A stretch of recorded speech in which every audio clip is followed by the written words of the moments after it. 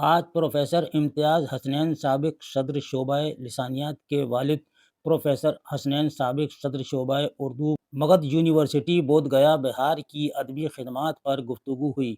इसके अलावा बिहार के अहम अदीबों का भी तफसीली ज़िक्र रहा, जिनमें professor Kalimuddin Ahmad, professor Hasan Askari, professor Husainul Haq के औसाफ बयान हुए। ख़ास शुरका में professor Manzar Hussain Ranchi, professor Imtiaz Hasnain, professor Saghir Ibrahim, professor Qamrul Huda Faridi, शोबा सदर Aligarh Muslim University Aligarh, doctor Sarwar Sajid और मारूफ शायर आलम खुर्शीद पेश पेश थे। ये अदबी महफ़िल ख़याबान अदब नज़्द गुल अफ़राहीम धौर्रा माफ़ी अलीगढ़ में शाम 6:30 बजे मुनक़िद हुई। माज़ी और हाल की अदबी तहज़ीबी सक़ाफ़ती मीरास पर मुख्तलिफ़ सवालात कायम हुए। इस मौके पर नई नस्ल की नुमाइंदगी सना फ़ातिमा, अनम फ़ातिमा, मोहम्मद अफ़ज़ल बेग ने की। महफ़िल में उठने वाले सवालों के जवाबात इंतहाई सादा और आसान ज़बान में दिए गए। जुमले की तरतीब व तंज़ीम और लिसानियात के प्रोफेसर इम्तियाज़ हसनैन ने अंग्रेज़ी और उर्दू के बहुत से हवाले दिए। आखिर में ख़याबान अदब के रूह रवां और सीमा अदबी मजल्ले के मुदीर प्रोफेसर सग़ीर इब्राहिम ने बिहार के अहम अदीबों के ताल्लुक़ से गुफ्तगू करते हुए मेहमानों का शुक्रिया अदा किया। आइए नाज़रीन देखते हैं इस प्रोग्राम की पूरी रिपोर्ट। क़याबान अदब अलीगढ़ के ज़ेर एहतमाम आज प्रोफेसर सग़ीर इब्राहिम साहब ने एक नई किस्म के प्रोग्राम का अरेंज किया है और इसमें आज की अभी इस सेशन की सदारत फरमा रहे हैं प्रोफेसर इम्तियाज़ हसनैन साहब और इस सेशन के मेहमान खुसूसी हैं प्रोफेसर मंजर हुसैन साहब, साबिक़ सदर शोबा रांची यूनिवर्सिटी रांची। मेहमान ज़ीवकार हमारे महमूद प्रोफेसर महमूद साहब एजुकेशन डिपार्टमेंट अलीगढ़ से ताल्लुक़ रखते हैं और गुफ्तगू का आज की जो गुफ्तगू होगी उसका दायरे कार आप समझिए कि इत्तफाक से प्रोफेसर इम्तियाज़ हसनैन साहब तशरीफ लाए और मंजर साहब भी मौजूद थे और खाकसार ने जो गुफ्तगू शुरू की आपस में उसका मौजू था सैयद मोहम्मद हसनैन। अब इन बुजुर्गों को लोग भूलते जा रहे हैं। ये वो मेमारे अदब थे, वो लोग थे जिन्होंने नस्ल दर नस्ल कई नस्लों की तरबियत की और इम्तियाज हसनैन साहब के जो वालिद थे सैयद मोहम्मद हसनैन साहब, उनकी एक किताब उस जमाने में इंशाइया और इंशाइये पर इतनी उम्दा किताब किसी की मौजूद नहीं थी, बस वही एक किताब थी जो एमए बीए में हम लोग पढ़ा करते थे। इसके अलावा उनकी पीएचडी का जो मौजू रहा वो भी बड़ा वकी रहा और जिस तरह से रिसर्च उन लोगों ने अंजाम दिए, रिसर्च के काम को, मकाला की तैयारी कैसे होती है और किन किन अजियतों से गुजर के पीएचडी से के डिग्री से नवाजा जाता था आदमी। अब तो हमारे जमाने में सब कुछ बहुत आसान और फॉर्मूला टाइप हो चुका है।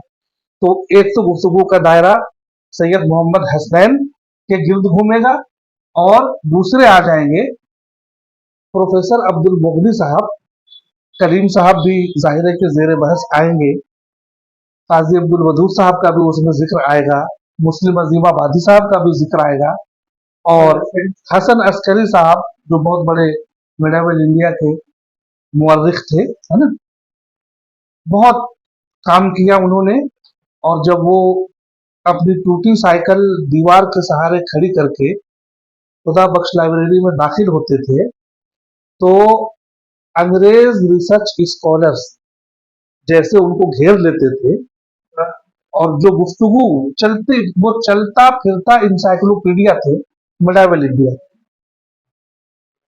मैं सबसे पहले गुजारिश करूंगा मंजर साहब से कि वो इन तमाम मौजूआत पे सबसे पहले तो अपने मंजर हुसैन साहब के उस्ताद भी रहे हैं सैयद मोहम्मद हसनैन साहब और बेपनाह फेमिलियर, बहुत कुर्बत, बड़ी कुर्बत रही है और बड़ा साथ रहा है। तो नर्म खू आदमी है ना, इस कदर स्ट्रिक्ट कैसे हो जाते हैं कभी कभी। तो इन्होंने कहा ये हसनैन साहब की तरबियत का नतीजा है ना। तो मैं डॉक्टर मंजर हुसैन साहब से गुजारिश करूंगा कि वो आए और इन दायरों पे अपनी गुफ्तगू का आगाज करें। और पुरस्कार तकरीब के सर जनाब प्रोफेसर इम्तियाज हसनैन साहब, ख़याबान अरब के निगरान डायरेक्टर जनाब प्रोफेसर सैयद इब्राहिम साहब, मेहमान एजाज़ी जनाब प्रोफेसर मोहम्मद आलम साहब और हमारे छोटे भाई जनाब प्रोफेसर सरवर साजिद साहब। ये हमारे लिए बहुत ही खुशकिस्मती का लम्हा है कि हम लोग एक अदबी मरकज़ में जमा हुए हैं, जहाँ पे अदब का फ़रोग़, ये अदब के फ़रोग़ की ज़मानत, ये मरकज़ जो है अदब के फ़रोग़ की ज़मानत है। और इस मरकज़ की जो तारीख़ रही है हालिया दिनों में, यकीनन जो है वो अदब के लिए और उर्दू वालों के लिए सिर राह की हैसियत रखती है। अभी जनाब सरवर साजिद साहब ने बिहार के हवाले से एक मौजू मुतय्यन किया है कि बिहार की जो अजीम शख्सियतें हैं उन पर इजहार ख्याल किया गया। उनमें professor Syed Mohammad Hasnain, professor Kalimuddin Ahmad, professor Abdul मुगनी, प्रोफेसर हसन अस्करी के सिलसिले में जो इजहार ख्याल किया जाएगा खुसूसी तौर पर, और फिर ज़िम्नन कुछ और शख्सियात आएंगी। जहाँ तक कि प्रोफेसर सैयद मोहम्मद हसनैन का मामला है, मैं बिल्कुल दयानतदारी से कहूँगा कि आज मैं जो कुछ हूँ ये उन्हीं की शफ़क़त और मोहब्बत का समला है। वालिदैन ने अपनी इशारो कुर्बानी और अपनी मोहब्बत और शफ़क़त से तो नवाजा ही है, लेकिन जिस उस्ताद पर या जिस उस्ताद की शागिर्दी पर मुझे फ़ख्र है वो प्रोफेसर सैयद मोहम्मद हसनैन। उन्होंने मुझे उंगली पकड़ करके चलना सिखाया, जिसको कहते हैं। मैं बहुत ही छोटे किसान का लड़का था जो बात कहने में ज़रा ये नहीं, बीए ऑनर्स का इम्तहान मैंने अपने गांव के कॉलेज से, जो कॉन्स्टिट्यूएंट कॉलेज था, जी आप चाहिए। हाँ, मैं कलेर कॉलेज से मैंने बीए ऑनर्स का इम्तहान पास किया और पूरी यूनिवर्सिटी में मैं अव्वल आया। मेरे पास इतनी सलाहियत माली एतबार से नहीं थी कि मैं दिल्ली या अलीगढ़ का रुख करता। सामने गया था, बगैर यूनिवर्सिटी थी, तो मैंने जा करके मगध यूनिवर्सिटी में शोबे उर्दू में दाखिला लिया। वहाँ बहुत सारे शफीक उस्ताद हमारे थे, professor Syed Mohammad Hasnain, professor Tayyab Abdali, professor Afsar Zafar, ये सारे हमारे असातिज़ा कराम थे। और इन तमाम असातिज़ा कराम ने अपनी मोहब्बत और अपनी शफ़क़त का सबूत दिया है। सैयद मोहम्मद हसनैन साहब के साथ मुझे 8 वर्षों तक रहने का शर्फ हासिल है। उनके घर पर एक ही मकान, उन्होंने मुझे बुला लिया कि तुम मेरे यहाँ आकर के रहो। उनकी इसी तरह बड़ी लाइब्रेरी थी, उससे फ़ायदा उठाने का मौका मिला। फिर ये कि उनकी तरबियत जो हुई मेरी, उन्होंने जो की, तो यकीनन जो है वो आज तक मुझे फ़ायदा पहुँचा है। हसनैन साहब वक्त के तो बड़े पाबंद, 1 मिनट का वक्त भी वो न तो ज़ाय करते थे और न बर्दाश्त करते थे। अगर रात में 8 बजे खाना टेबल पर लगता है तो आपको 8 बजे हाजिर हो जाना है। 8:20 पर अगर आप आए और खाना खत्म हो तो खाना नहीं मिले। ये डॉक्टर सरवर साजिद साहब ने आज के लिए जिस मौजू का इंतखाब किया है वो ये है कि बिहार की अजीम शख्सियतें professor Syed Mohammad Hasnain, professor Kalimuddin Ahmad, professor Abdul मुगनी, प्रोफेसर हसन अस्करी के खुसूसी हवाले से ज़िम्नन कुछ और शख्सियतों की बात हो जाएगी। तो मैं ये अर्ज कर रहा था कि प्रोफेसर सैयद मोहम्मद हसनैन एक शफीक उस्ताद थे। 8 वर्षों तक मैं उनकी सोहबत में रहा, बहुत कुछ सीखने का मौका मिला, ऐसी ऐसी बातें सीखने का मौका मिला कि मैं अपनी ज़िंदगी में उसको उतारना चाहता हूँ। तो मैं पूरे तौर आपको सुनकर ताज्जुब होगा कि प्रोफेसर सैयद मोहम्मद मोहसिन उनके बड़े भाई थे, अता काफी साहब उनके बुजुर्ग थे, कलीमुद्दीन अहमद उनके बुजुर्ग थे। पटना से रांची जो ये गया जो गाड़ी आती है वो 9:30 बजे रात में पहुंचती है, जो रांची आती है। प्रोफेसर सैयद मोहम्मद मोहसिन वो रहते थे रांची, ये रांची में उनके बेटे भाई चांसलर थे, वहाँ आना जाना था, या कोई अपना ये भाई लेने या एग्जाम में जाते थे, तो गया में अगर रुकते थे तो गाड़ी आती थी 9:30 बजे। हसनैन साहब कह देते थे कि मंजर देखो भैया आ रहे हैं, तुम उनको रिसीव करके खाना खिला करके सुला देना। देखिए वक्त की पाबंदी का देखिए जी कि इतने पाबंद थे वक्त के, भैया रहे, बड़े भैया रहे हैं, उनको तो खाना खिला देना, सुला देना, सवेरे में बात हो। अतः काफी साहब के साथ भी मैंने देखा वक्त की इतनी पाबंदी थी कि उसको वो बर्दाश्त नहीं कर। अच्छे सैयद मोहम्मद हसनैन साहब के साथ सबसे बड़ी जो खूबी थी कि वो अपने तालिब इल्मों को पहचानते थे कि किसके अंदर क्या सलाहियत है। मैं जब पहुंचा वहां तो जाहिर है कि मैं बहुत मामूली आदमी था, और पहले तो मैं कुछ दिन तक ट्यूशन करता रहा, ट्यूशन से पढ़ता रहा। उसके बाद उन्होंने अपने यहाँ बुला लिया।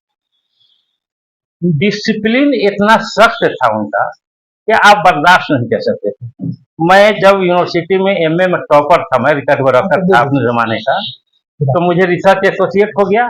सुन लीजिए सजीर अफराही जी साहब, जब मैं जाने के उनके घर से जाना है, कुर्ता पैजामा पहन करके मैं निकला, उन्हीं की गाड़ी पर बैठ के गया, साथ ही बैठ के गया। जब वहां पहुंचा तो वो रजिस्टर जो अटेंडेंस होता था वो उनके चेम्बर में रखा गया। जैसे ही चेम्बर से रजिस्टर निकाला क्लास लेने के लिए, बोले मंजर साहब कहाँ जा रहे हैं? तो कहा उन्होंने, मैंने कहा कि क्लास लेने।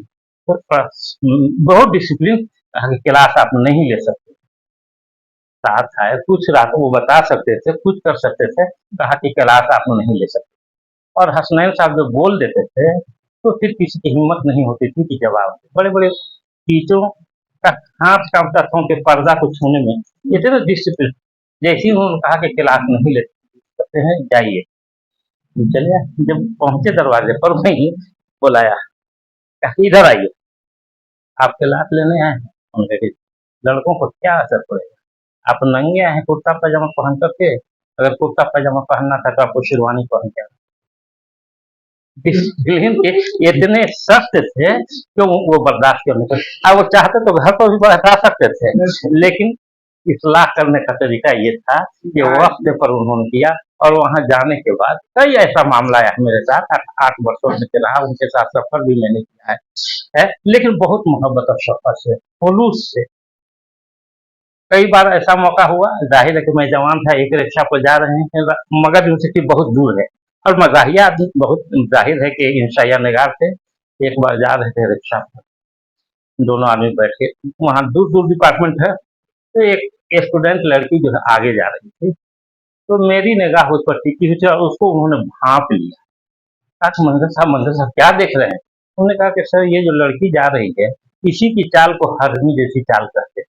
तो कहा कि हाँ मंजर साहब, लेकिन जो चप्पल पहनी हुई हुआ टका बहुत जल्द जल्द जवाब देते थे, उसमें वो देर नहीं करते थे ना। तो हसनैन साहब की शख्सियत जो है बिल्कुल जो है कहिए कि मोहतरम इंसान थी, और उन्होंने तरबियत कई नस्लों की। उनके शागिर्दों में अफसर जफर साहब भी हैं जिन्होंने अकबर इलाहाबादी पर पीएचडी की।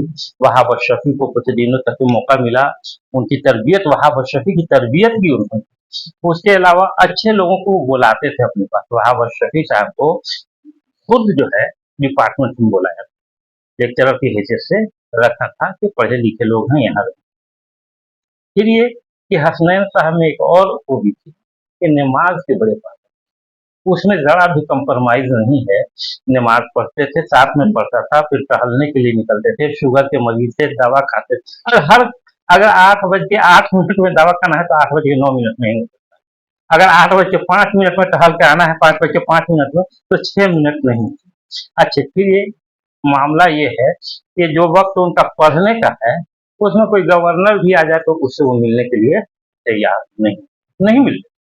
जो पढ़ने का वक्त है उसमें वो किसी से नहीं मिलते थे। सोने का जो कैलूला करने का वक्त है, किसी से नहीं। ये नहीं कि कोई उनके अंदर तकब्बुर या ज़ौम इस तरह की कोई बात, उनका एक उसूल था। कहीं, अच्छा कहीं भी जाते, कपड़े, नफासत का ये आलम था, कपड़ा बहुत साफ सुथरा पहनते थे, रहते थे बहुत साफ सुथरा, बिस्तर पर बिल्कुल शिकन नहीं आनी चाहिए।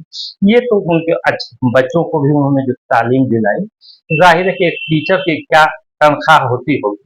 और उस जमाने में देखिए, एक को भेजा ये हशमी भाई, वो गए जवाहरलाल नेहरू, ये दोनों भाई वहीं से पढ़े, है ना। कोई एक बेटी को उन्होंने पढ़ा, तीनों बेटों को पढ़ाया। और ये कि तरबियत, ये तालीम के मामले में, मेयार के मामले में कभी भी जो है कंप्रोमाइज नहीं करते। फाउंडर जो है वो चेयरमैन थे, सदस्य शोभा जो थे वो फाउंडर थे, और उनको इसलिए सदस्य शोभा बनाया गया। उर्दू के दिलचस्प और मालूमाती वीडियो देखने के लिए एम खुर्शीद खां का उर्दू अदब यूट्यूब चैनल को ज़रूर सब्सक्राइब करें और घंटी के निशान को एक बार दबा दें ताकि हमारी हर नई वीडियो का नोटिफिकेशन आपको सबसे पहले मिल जाए। मज़ीद मालूमात के लिए रब्ता करें 8477965321 पर। कि चूंकि जब मामला आया इंटरव्यू का तो उसमें एक बहुत बड़े आदमी थे जो उनके रिश्तेदार भी थे और बड़े मुखलिस लोग थे, सैयद शाह शकील साहब, और सीनेटर सिंडिकेट के मेंबर भी थे। लेकिन इनके पास कभी कभी ये होता है कि डिग्री जो है बहुत काम आती है। बिहार के पहले जो है पीएचडी थे, उसको तो आप नहीं ना नजरअंदाज कर सकते हैं। नतीजा ये है कि चेयरमैन शिपिंग, लेकिन सैयद शाह शकील साहब के इनके मराठे बड़े अच्छे रहे, दूर की रिश्तेदारी भी थी किसी तरह से। तो कहने का मतलब ये कि अपने से ये कि जिसको कहता है सेल्फ मेड मैन, वो हमने देखा होंगे। सैयद मोहम्मद मोहसिन साहब थे, उनके बहुत बड़े, लेकिन उन्होंने कभी भी तफक्कुर की नुमाइश नहीं की कि सैयद मोहम्मद मोहसिन साहब हमारे भाई हैं। इस तरह की बातें उन्होंने कभी नहीं की। जहाँ तक कि उनकी अदबी खिदमात का मामला है तो आप लोग जानते हैं कि सैयद मोहम्मद हसनैन की जो पहली किताब आई सिन्फ इंशाइया और चंद इंशाइया, इससे पहले उर्दू अदब का कारी या उर्दू अदब का उस्ताद ये भी समझता था कि इंशाइया जो है एक सिन्फ है जो कहानी की तरह एक सिन्फ है, इसमें कुछ मजाक की बातें हो जाती। पहली बात, इंशाइया की सिंफी हैसियत को अगर किसी ने मुतय्यन किया, और आज भी कोई तालिब इल्म या कोई रिसर्च स्कॉलर इंशाइया पर लिखता है तो वो उनकी किताब का हवाला जरूर। उन्होंने सिन्फ इंशाइया की सिंफी हैयत मुतय्यन की, इंशाइया और मकाला में क्या फ़र्क है, इंशाइया और अफसाना में क्या फ़र्क है, इंशाइया और सहाफ़त में क्या फ़र्क है, इंशाइया में कहानी क्यों नहीं। उनका एक जुमला है कि इंशाइया में कहानियत कुफ्र है, यही जुमला लिखा हुआ है। हल्के फुल्के वाक़यात हो सकते हैं, लेकिन ये कि यहाँ से वहाँ आप देखेंगे रशीद अहमद की यहाँ की इंशाइया निगारी है, खंदा वगैरह या दूसरे जितने भी मज़ामीन हैं उसमें हल्के फुल्के वाक़यात हैं रशीद, लेकिन ये कि पूरा वाक़या बयान कर देना। उन्होंने कहा कि इंशाइया में जुमला ये है सैयद मोहम्मद हसन का कि इंशाइया में कहानी को शामिल करना वैसे ही है जैसे निकाह के मजलिस में दोज़ख का आज़ाब बयान या खाने के टेबल श्रृंगार के टेबल पर खाना सजा दिया जाए, और आजकल वो भी दे दिया जाता है। आज के हालात में तो श्रृंगार के टेबल, लेकिन उस जमाने में उन्होंने लिखा है कि इंशाइया में कहानी को शामिल करना ऐसी ही है जैसे जो है निकाह की मजलिस में ये दोज़ख के आज़ाब बयान किए या श्रृंगार के टेबल पर ये खाना के प्लेट सजा दिए गए। उनके यहाँ तख्लीकी मत, उनके यहाँ जो प्रोज है वो बिल्कुल क्रिएटिव है। उनकी कई किताबें आई, सिन्फ इंशाइया और चंद इंशाइया।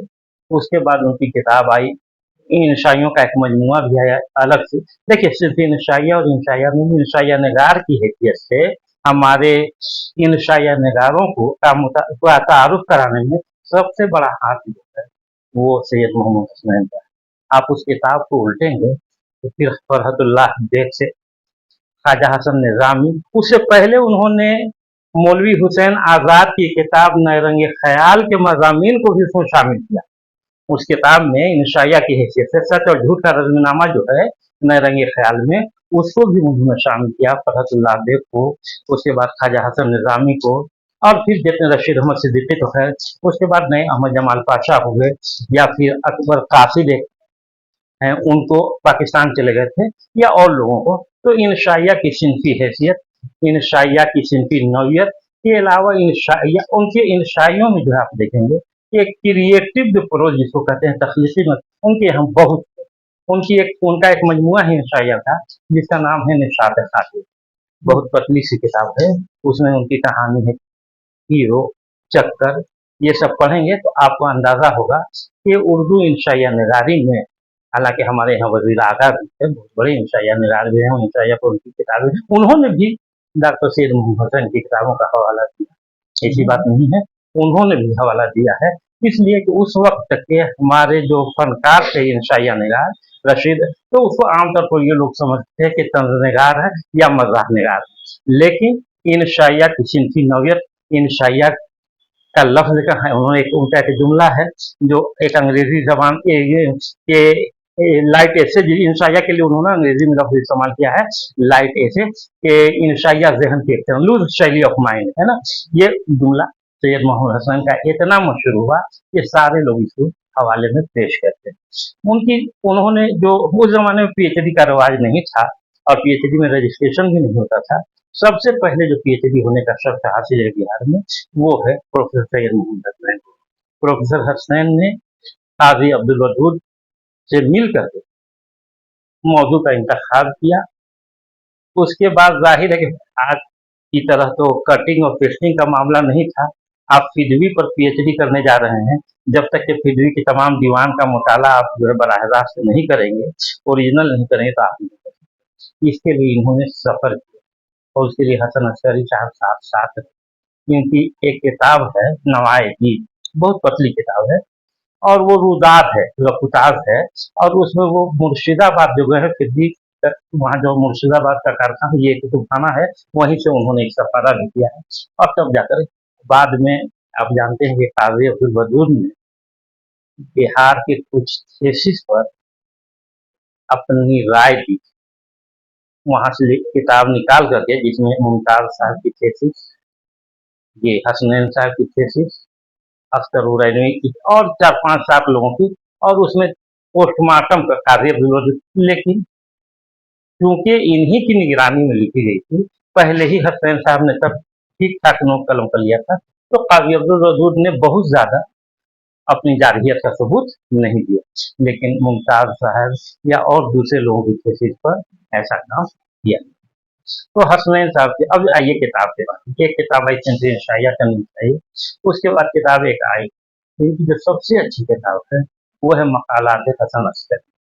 मकालात हसन अस्करी में आप जानते हैं कि सैयद मोहम्मद हसन अस्करी आज भी, उनके इंतकाल के बाद भी, या आज से 20वीं सदी में, मैं नहीं समझता हूँ कि पूरे हिंदुस्तान का, पूरी दुनिया में मिडिल जो ये है वो इंडिया, मिडाइवल इंडिया, उस पर इतना बड़ा हिस्टोरियन मौलिक कोई नहीं, इतना बड़ा मौलिक कोई नहीं है, इतना सादा जिंदगी गुजरा है। मैंने देखा है उनको कि खुदा बख्श लाइब्रेरी में आज तो लाखों किताबें होंगी, यहाँ बैठ के अगर हमको डिक्टेट करा रहे हैं तो लाइब्रेरियन को बुलाया, कहा कि उस अलमारी में जाओ, तो उस रैक में ये किताबें जगह के लिए, इतना मुताला वसीम था यहाँ। मैं तो उनके साथ बहुत दिनों तक रहा हसन अस्करी साहब के साथ। उन्होंने जो है तो इनकी एक किताब मुताला है 1976-77 में कलीमुद्दीन अहमद, क्योंकि उनको उस्ताद पीएचडी किया है कलीमुद्दीन अहमद के अंदर में, सैयद मोहम्मद हसनैन ने एक जश्न मनाया था जिंदगी में, और बैनुल अक़वामी सतह पर बहुत बड़े पैमाने पर 3 रोज या 4 रोज का था, और उसमें मुखालफिन को बुलाया। एक वो वही बुलाया था डॉक्टर अजीम को, जिसने लिखा था कि कलीमुद्दीन अहमद एक मस्त हाथी है, शीशे की दुकान में घुसकर शीशा गर्दानी करता है। ये तो वारिस है ना, अजीम कोई अजीम है, हाँ, उनको भी बुलाया था और भी लोगों को बुलाया था, और वो तमाम किताबें जो है इंग्लिश और उर्दू डिपार्टमेंट के मुश्तरका कोशिश से ये सेमिनार को 3-4 रोज का उन्होंने किया। तो वो किताब भी जश्न कलीम की, हयात कलीम के नाम से शाये थी। एक किताब जो इनकी है, जो शुरू में इन्होंने था, वो है सुरैया का खार, अफसानों का मजमुआ है, बिहार के 9 चिराग, ये रफूताज है। उसके अलावा इनको यूजीसी से प्रोजेक्ट एक मिला था, सफीने नसर, यूजीसी से मिलता है ना, उर्दू नस्लगारी की तारीख लिखने के लिए। ये लिखते रहे बहुत दिनों तक लिखे, बाद में वो पूरा मुकम्मल नहीं हुआ, तो फिर उसको जमा, वो किताब जमा किया वहाँ एनसीपीओ वालों ने शायद नहीं किया, या हो सकता है कि अभी ये काम इन्होंने किया। उसके अलावा इनका जो सबसे बड़ा कारनामा है कि इन्होंने तालिब इल्मों जो नई नस्ल की, आप हसनैन साहब के शागिर्द को कभी भी गैर जिम्मेदार नहीं पाए। गैर जिम्मेदार आज का जो स्टूडेंट आप जानते हो, इनके स्टूडेंट से हसन आर्ज, नाम सुने होंगे लोग, कितने मुहज्जब सलाम में प्रोफेसर थे। उसके अलावा एक तौफीक अहमद खान है, फसीह जमा है, मंसूर है, जी हाँ, हसन आर्जू पर पीएचडी हुई, और हसन आर्जू ने डिलीट की है हसनैन साहब के अंदर, हसन आर्जू। अच्छा, हसनैन साहब के मरासिम बड़े अच्छे थे, चाहे वो गोपी ज्ञानचंद तो गोपीचंद नारंग तो बहुत जूनियर हैं, है ना। ज्ञानचंद जैन हो, हुकुम चंद नैयर हो, ख्वाजा अहमद फारूकी हो।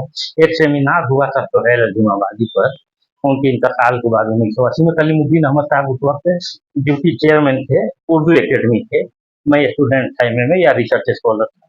उसमें देखा इनके मरासिम, उन्होंने कहा हसन साहब ने कि देखो ये इनके रहने का सब इंतजाम अपने तौर पर कर दो, इनको पहुंचाना जो होता है कि स्टूडेंट का।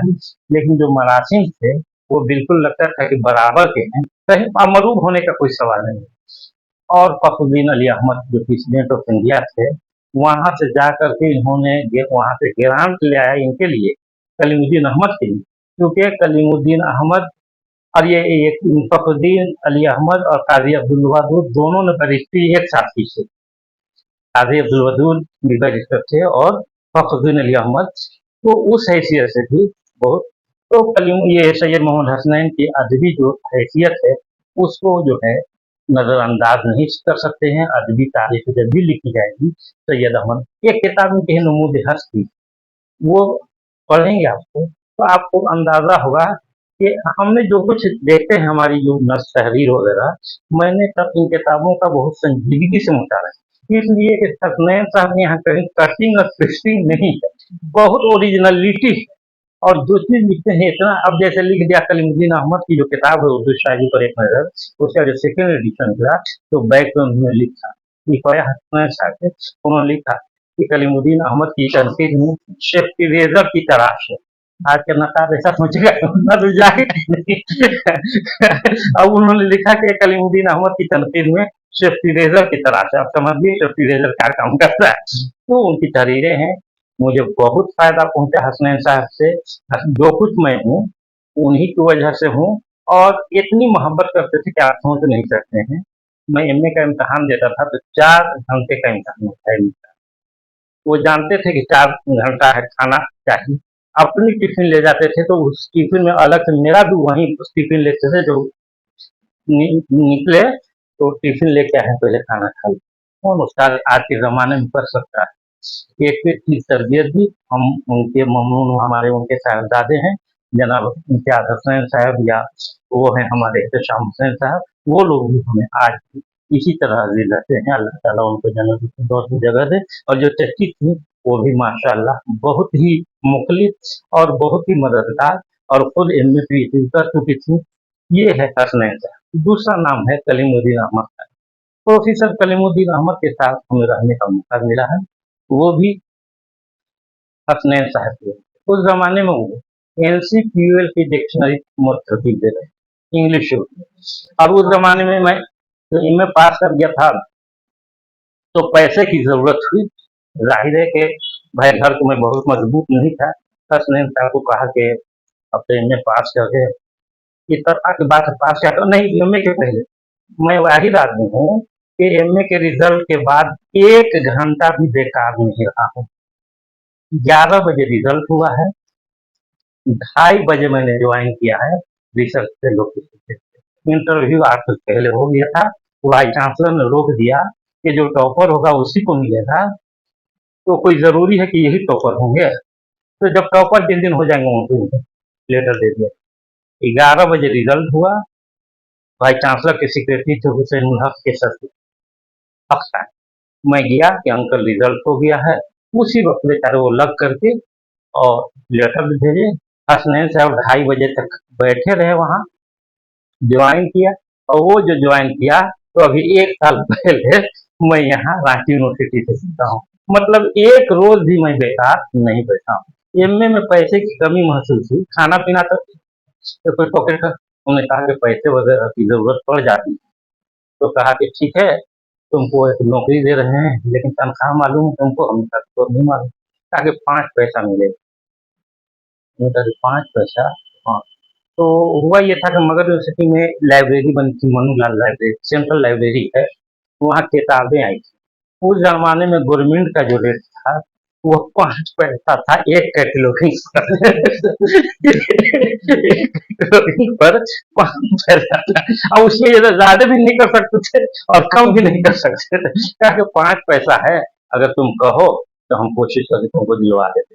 तो ले करके गए। हमने कहा कि कितना होगा, अगर 100 किताब हम कर लेते हैं तो 5 रुपया हो जाए, तो 5 रुपया बहुत हो जाता, 5 रुपया तो बहुत हो गया।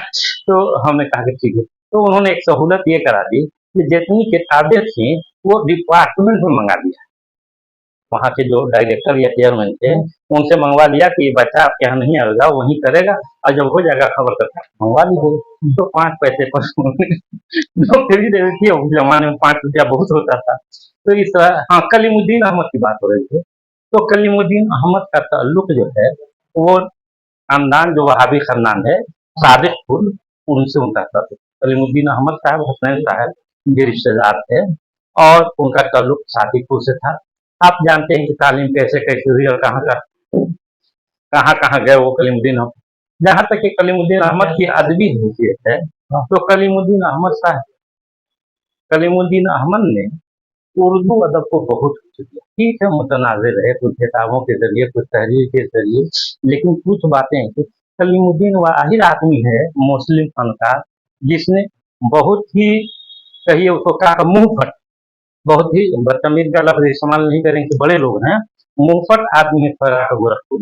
आप जानते हैं, उसने जो किताब लिखी उर्दू की इश्किया शायरी, और उसमें इतनी फहश बातें लिखी लेस्बियनिज्म पर, होमोसेक्स पर। आप लोगों ने अगर पढ़ी होगी उर्दू की इश्किया शायरी, किसी की हिम्मत नहीं पड़ी कि उसका जवाब दिया जाए।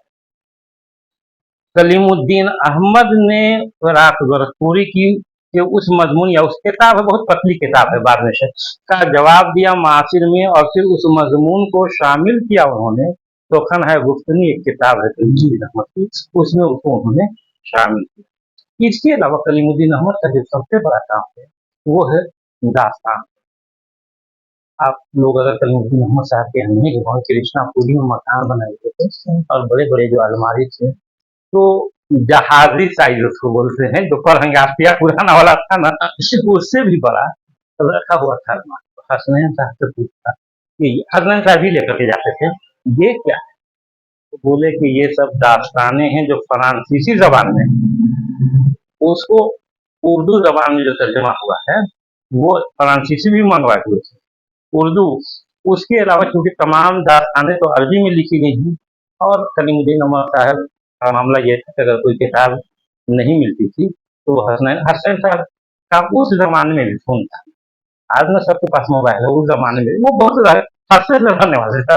हसनैन साहब जो है ना, बहुत हंसते। उस जमाने में यूनिवर्सिटी लोग जाते थे साइकिल से या बस से, उस जमाने में भी वो कार से जाते थे, बहुत हंसते थे। तो कलीमुद्दीन साहब फोन करते थे, और किताब के शौकीन थे मासूम खालिद। वहां से हसनैन साहब बोलते थे उनको कि किताब निकाल के वहां ले जाकर दे दो। तो जो उनके काम करने का ढंग ये है कि अगर आप बैठे हुए हैं 2 घंटा आप कलीमुद्दीन साहब से बात कीजिए, कलीमुद्दीन साहब ना हाँ कहेंगे ना ना कहेंगे। एक लतीफा सुन लीजिए, असलूब अहमद अंसारी साहब ने सुनाया था। असलूब साहब हमारे बड़े करीबी थे, बहुत मोहब्बत करते थे। एक मोटिवेशन बोर्ड में हसनैन साहब भी गए और असलूब साहब भी, दिल्ली में। दोनों का प्रोग्राम कि मालिक राम के यहाँ जाएंगे। प्रोग्राम बना नहीं, आई लोगों ने कहा होगा कि मालिक राम ने बुलाया होगा। दोनों गए, दोनों एक ही कार में बैठे पीछे में, तो यहाँ से लेके मालिक राम तक ना वो एक लफ्ज बोले ना वो एक लफ्ज। असलूब साहब तो बहुत ही ईगो वाले आदमी थे ना, असलूब साहब बहुत ईगो वाले आदमी, और करीमुद्दीन साहब कमसोखन, दोनों फर्क है। देखिए, असलूब साहब पर जितना छींटा उछाला है कलीमुद्दीन अहमद ने, कोई दूसरा आदमी होता तो हाथ पे। असलूब साहब की किताब आई है कलीमुद्दीन साहब से पहले, इकबाल 13 नज़र।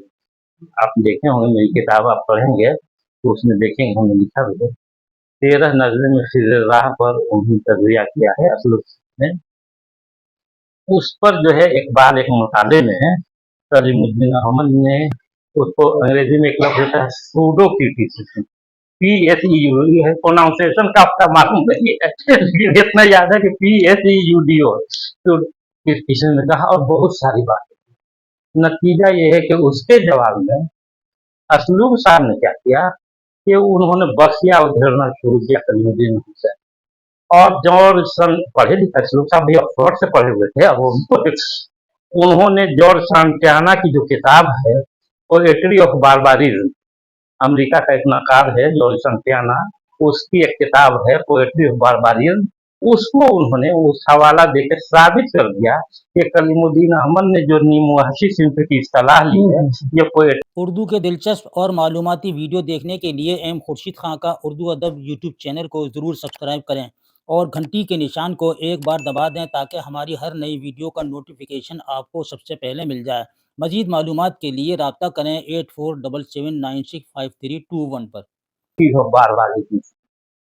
बहरहाल ये बड़े लोगों की लड़ाई है और इस सिलसिले में उन्होंने असलुफ साहब ने कभी भी पद्म श्री मिल गया था, कलीमुद्दीन अहमद साहब को इनको नहीं मिला था, तो इन्होंने पद्म को जो है ज़्यादा निगेटिव वे में, तो मेरी भी किताब में मुकदमा लिखा है असलुफ साहब ने, वहाँ पर ज़्यादा उसको इस तहज़ाइया लफ्ज़ी सवाल करते हैं, इस तहज़ाइया अंदाज में इन्होंने बात की।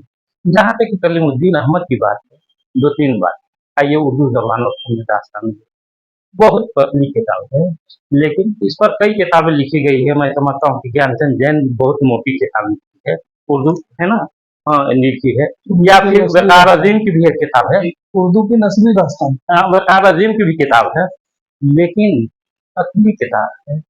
अच्छा, एक चीज तो मानना पड़ेगा कि कलीमुद्दीन अहमद का जो स्टाइल है लिखने का, आज भी उस स्टाइल में कोई नकार नहीं लिखता, बिल्कुल है, जिसको बोलते थे हसनैन साहब की जर्किंग स्टाइल। गाड़ी चलाते हैं ना सर बाबू, जैसे ही स्पीड बढ़ाकर पकड़े, अब फिर जो है एक मजा आता है। तो हसनैन साहब कहते थे कि कलीमुद्दीन अहमद का जो स्टाइल वो जर्किंग स्टाइल है। आप देखिएगा लिखा है कि दास्तान अली हमजा, वो मेराज दास्तानों की मेराज का है उन्होंने, और लिखा है कि शर्त यह है कि उर्दू के दास्तानों का जो सरमाया है वो किसी भी जबान की दास्तानों पे या खास फिक्शन से मुकाबला करने के लिए, ये जुमला ही लिखा हुआ है उनका, ये कलीमुद्दीन अहमद। और ये कि लोग नहीं जानते थे कि अमीर हमजा या दास्तान है, दूसरी जो दास्तान उसमें बहुत सी दास्तानों की का उन्होंने तारुफ कर, अब दास्तान पर जो उन्होंने लिखा है उसके बाद लोगों को दास्तान पढ़ने का शौक पैदा हो गया, नहीं तो उतनी इनको नहीं पता। उसके बाद कलीमुद्दीन अहमद की जो सबसे अच्छी किताब है, एक और किताब है, वो है अमली तरतीब, आप लोगों ने देखी होगी अमली तरतीब। उसके बाद कलीमुद्दीन अहमद ने के यहाँ के की जो लफ्जिश हो गई, जिसको सबसे ज्यादा जो पकड़ा वो पकड़ा अब्दुल मुगनी साहब। डॉक्टर अजीमुद्दीन अजीमाबादी का एक शेरी मजमूआ है गुल नगमा। गुल नगमा अजीमुद्दीन अजीमाबादी बड़े स्कॉलर होते अरबी के फारसी के। एक शेर उसमें, रात गरजा बिजली चमकी, देखो देखो बारिश की फुहार, वो नस्ल नज्म में है ना। अब देखिए, अब जो नक्काद होता है जो तय कर लिया कि इनको हम जख्म पहुंचाएंगे, मुकदमा बहुत बड़ा है, लोगों ने लिखा भी है कि गुल नगमा पर कलीमुद्दीन अहमद की तनकीद जो है वो मोर के पाँव की जैसे। अब लिखने वालों ने कहा कि ये तो जोग्राफियाई तजर्बा इसमें है ही नहीं। शायद कहता है कि रात गरजा बिजली चमकी, देखो होता यह है कि पहले बिजली चमकती है तब बादल गरजता है। जोग्राफियाई तजर्बा है, पूरे नगमा का मुकदमा पर थोड़ी सी जो है हमारे नकारों पे इधर में। उसके अलावा कलीमुद्दीन अहमद की जो किताब है वो तज़किरे है, और वो तज़किरा बहुत ही जो है बिहार के लोगों के जो हमारे अकाबिर हैं, या यूँ करिए कि कदीम जो शुअरा हैं, हालांकि आता काफी ने तो बहुत जम कर किताब किया है बस, लेकिन कलीमुद्दीन अहमद ने जो दो तज़किरे लिखे हैं, और उनकी जो स्वान उमरी है खुद नविश कहते हैं, उसका नाम है अपनी तलाश में। अपनी तलाश में होता ये है कि खुद नविश से जो लोग आज तक लिख रहे हैं उसमें मुबालगा से ज्यादा झूठ, आपने पढ़ा है यादों की बारात, मुबालगा ही नहीं, इतना ज्यादा बोल देते हैं ना झूठ भी, जोश मलियाबादी तो झूठ भी बोलता है तो सदाकत वही की झलक नजर आती है ना। लेकिन खुद नविश तुम बहुत दयानतदारी से कलीमुद्दीन अहमद 1982-84 में खुदा बख्श लाइब्रेरी में मदद किया था कलीमुद्दीन अहमद को कि आप अपने तनकीदी नजरियात की वजाहत कीजिए, और लेक्चर 2 या 3 रोज लेक्चर हुआ था और उसमें मीडिया था, तो वो लेक्चर बहुत ही कामयाब है, और उन्होंने वो किताब छप हुई है, मेरी तनकीद एक बात थी, वो किताब भी शाये हो गई। कलीमुद्दीन अहमद ने ये जो कहा जाता है कि गजल को इन्होंने भी मुहर्रिस ने शायरी कह दिया, या उर्दू शायरी में सबों के बारे में कहा कि उर्दू तनकीद का उर्दू दिमाग फर्जी है, या कविता का ख्याली नुक्ता है, या माशूक की मोहम्मद शिबली के बारे में कह दिया कि ये मशहूर मगरिब के बीच मुअल्लक नजर आते हैं। आली के बारे में कह दिया कि इनके ख्यालात महदूद हैं। सबों को शमसुर्रहमान फारूक को कह दिया कि इनके उम्र ही क्या है। इस तरह की बातें की। लेकिन एक बात ध्यान दें कि कलीमुद्दीन अहमद ने अपने नजरिए से, अपने ख्यालात से या अपनी तफहीम से कभी कंप्रोमाइज नहीं। और उसी का असर है कि आज आपकी उर्दू शायरी या उर्दू नस्ल में जो मेयार पैदा हुआ है, ये किसी हद तक जो है कलीमुद्दीन अहमद की तनकीद का सौदा है। इसको मान करके चलते गजल के अंदर रेज़ा ख्याली आज तो मुसलसल गजल लोग लिख रहे हैं कि नहीं लिख रहे हैं। मौजू के तो कहने का मतलब ये है कि बहुत खुशी हुई आप लोगों ने जो है ये बुलाया, और अच्छी बात हुई कि बिहार की अजीम शख्सियतों पर इजहार ख्याल किया गया। मैं जनाब सगीर अफराहीम साहब का शुक्रिया अदा करता हूँ, हमारे भाई कमल हुदा फरीदी साहब, हमारे भाई डॉक्टर मोहम्मद आलम साहब, सबों का शुक्रिया अदा करता हूँ कि ऐसी बेशकीमत मजलिस में आने का मौका मिला। सगीर इब्राहिम साहब का पहले शुक्रिया अदा करेंगे क्योंकि उन्होंने एक मौका दिया कि यहाँ आप लोग के सामने रहमान अदब में कुछ अपनी तसव्वुरात बयान करें। और जाहिर है हमारे बड़े भाई होते हैं ये तो, और पहले जाना चाहिए क्योंकि जिस तरह से हमारे मंजर साहब घर पर हम लोग जो साथ रहा है हम लोग का, जिसका उन्होंने जिक्र किया 8 साल के साथ, जिस जमाने में बहुत छोटे थे उस जमाने में और स्कूल में पढ़ते थे, लेकिन जाहिर हम लोगों ने कभी वो तफरीक नहीं की कि मंजर साहब बाहर के हैं। और ऐसे कई लोग ऐसे थे जो घर पर रहते थे, जो वालिद साहब के स्टूडेंट्स हुआ करते थे। ये चीज थी जो कि हम लोग को तरबियत हमारी परवरिश हुई है। और ये सब देखने में मिल रहा है कि वालिद साहब में जितना शफकत उनको अपने बेटों से थी, अपने बच्ची से थी, उतनी ही शफकत उनको अपने तालिब इल्मों से थी।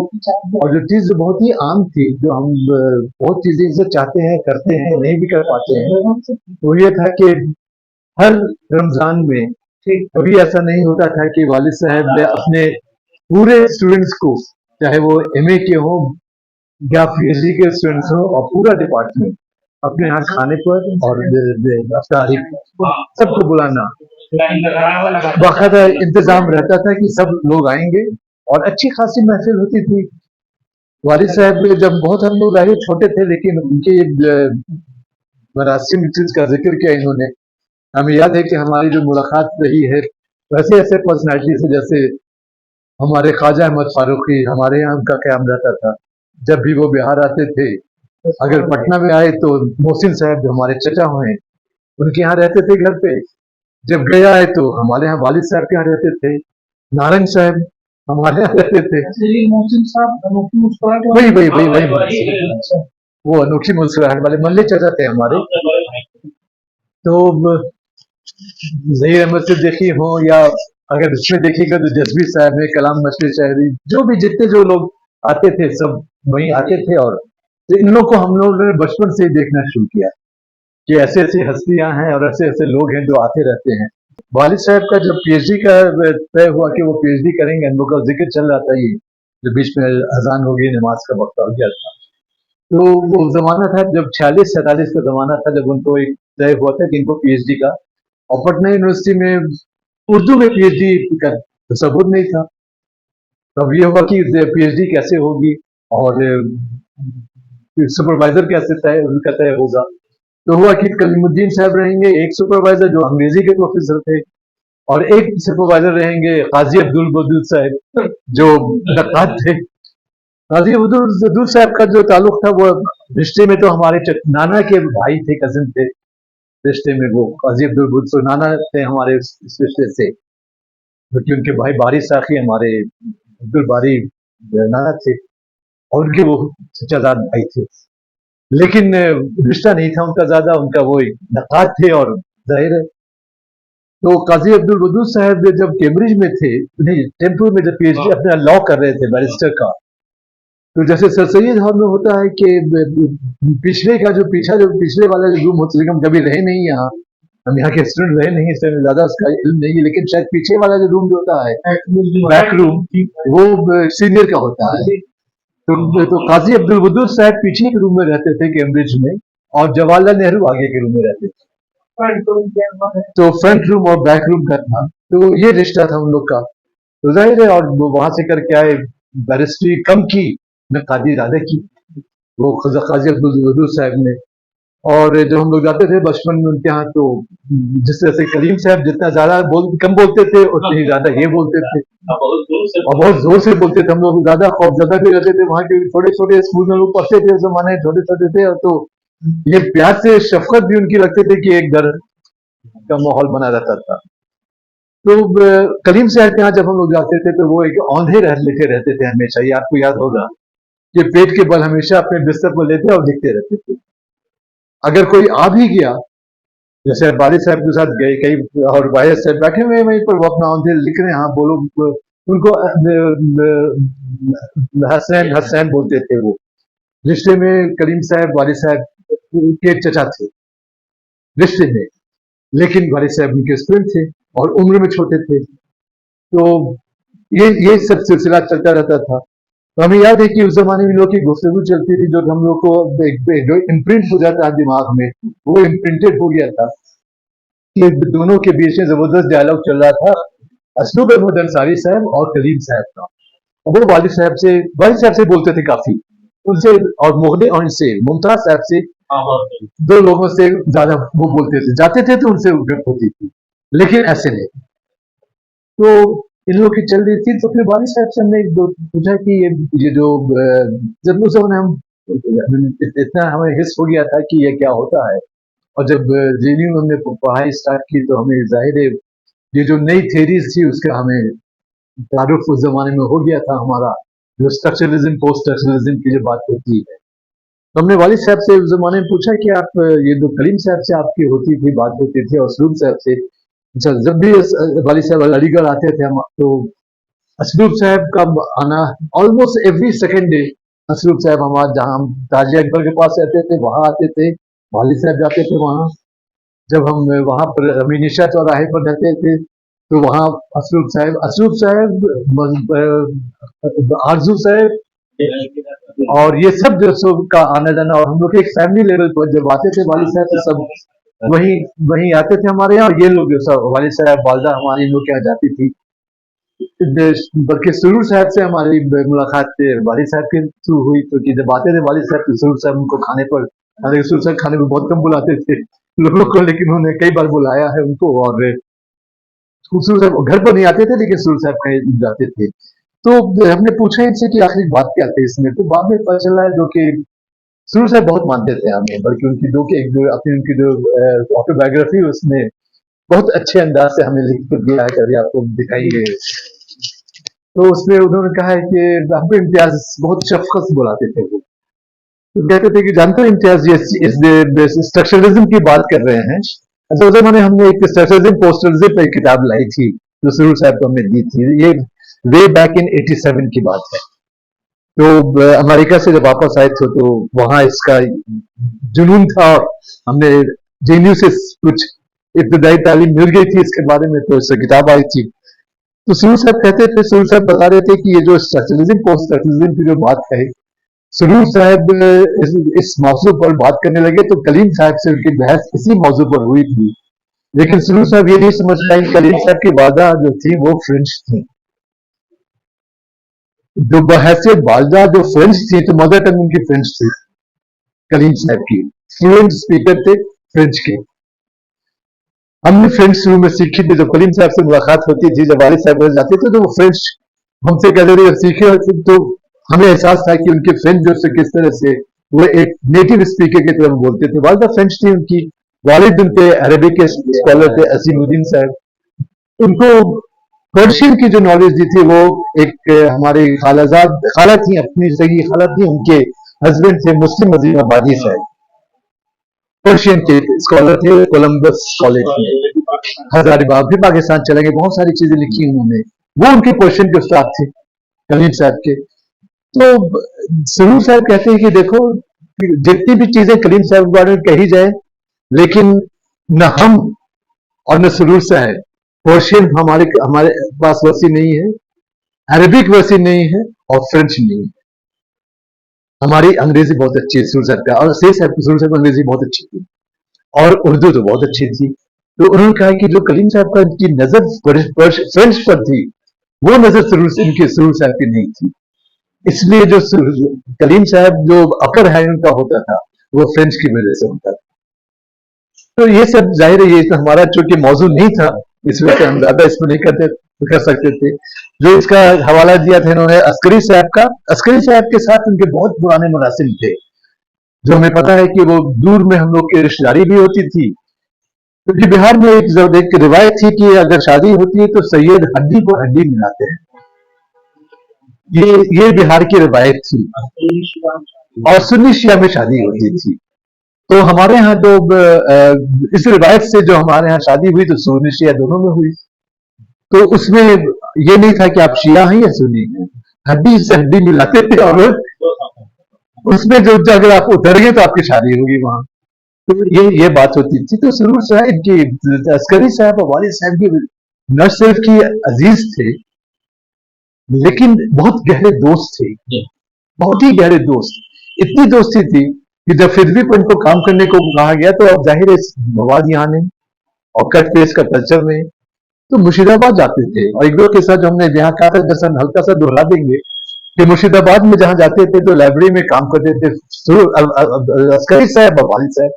और उस जमाने में कोई तनख्वाह नहीं होती थी कॉलेज टीचर की। अस्करी साहब प्रोफेसर थे, हम उर्दू इसके हिस्ट्री के प्रोफेसर थे, वो ज्यादा अपनी तनख्वाह वालिद साहब के साथ लगाते थे रिसर्च काम में, और ये लोग जाते थे वहां काम करने। क्यों ऐसा खत्म हो गया, कैसे किया जाए, जा नहीं सकते हैं कि अभी वापस जाए, इतना काम करना बचा हुआ है।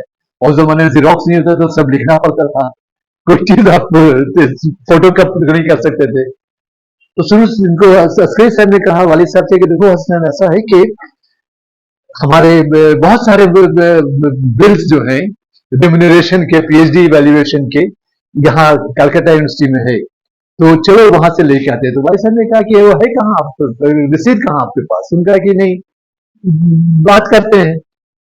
इनका जो हुलिया होता था अस्करी साहब को, वो एक पुरानी शेरवानी होती थी उनकी, जिसका कई वाक़या उसके साथ एसोसिएटेड है। बताया, बहुत मौका मिलेगा बात करने को उस पर।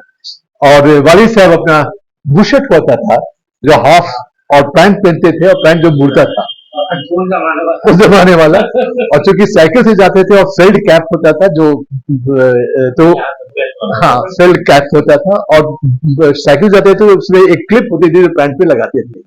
ये काम करते थे। तो वहां इन लोग अच्छे से रहते थे। तो गए वहां यूनिवर्सिटी में, कलकत्ता यूनिवर्सिटी का बोलबाला था सर आशुतोष मुखर्जी थे, वाइस चांसलर वहां के, जिन्होंने रमन को, सीवी रमन को वहां बाई इनविटेशन बुलाया था, जिन्होंने राधा कृष्ण को बाई इनविटेशन बुलाया था।